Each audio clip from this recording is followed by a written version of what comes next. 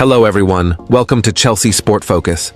But before we dive in, make sure to subscribe so you never miss a moment of breaking news. Let's get started. Speculation around Chelsea and blockbuster transfers is nothing new, but a recent report suggesting a £300 million double swoop from La Liga has understandably raised eyebrows. According to a story published by Court Offside, Chelsea are being linked with an ambitious move for Barcelona midfielder Fermín López and Atletico Madrid striker Julian Alvarez, a deal that would shatter all logic when viewed through the lens of the club's recent transfer strategy. While the idea of Chelsea committing such an extraordinary sum appears wildly unrealistic, there may be a small but significant element of truth embedded within the noise, particularly when it comes to Fermín López. Chelsea's current recruitment model has been clearly defined over the last few windows. The club has prioritised younger players with resale value, long contracts, and wages structured to protect long-term financial sustainability.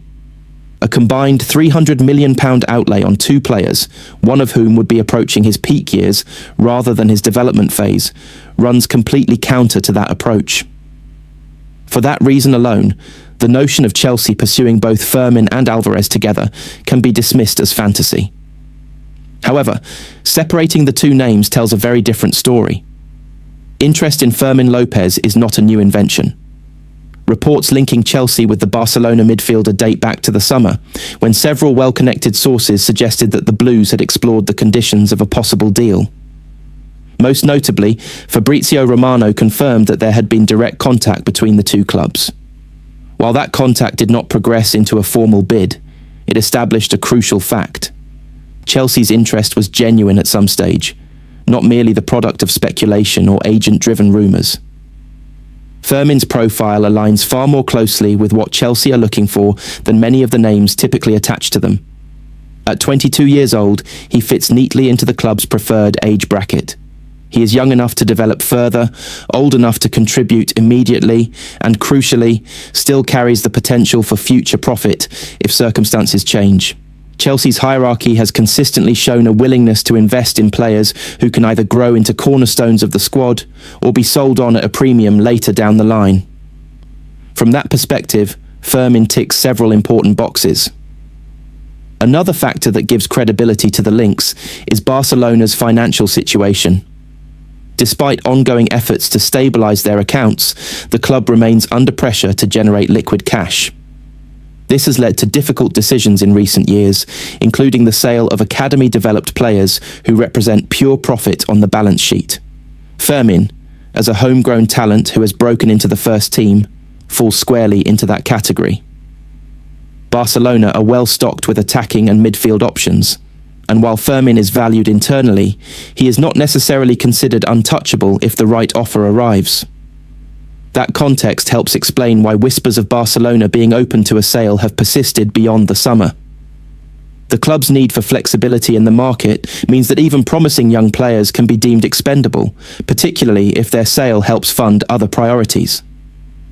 For Chelsea, this presents an opportunity, but also a significant challenge. Barcelona would still expect a substantial fee, and Chelsea would need to believe that Fermín represents clear value at whatever price is demanded. The major obstacle remains valuation. Even if Barcelona are willing to sell, it is difficult to imagine them lowering their asking price to a level that comfortably fits Chelsea's internal metrics. The Blues have shown discipline in walking away from deals they consider overpriced, regardless of talent. For a move to materialise, Chelsea would likely need to create room both financially and within the squad, possibly by moving on some of the winger signings made last summer who have yet to fully convince. In contrast, the Julian Alvarez side of the story feels far more speculative. While Alvarez is an outstanding forward, his potential cost, wages and age profile make him a far less natural fit for Chelsea's current project. The idea that Chelsea would pair such a signing with another expensive La Liga acquisition stretches credibility to breaking point. It is far more plausible that Alvarez's name has been added to the story to inflate its headline value rather than reflect a realistic target. Ultimately, while the concept of a £300 million La Liga transfer bomb can safely be treated with skepticism, dismissing the entire report would be a mistake. There is enough historical evidence, corroborated by respected voices like Fabrizio Romano, to suggest that Chelsea's interest in Fermín López is real and ongoing at some level.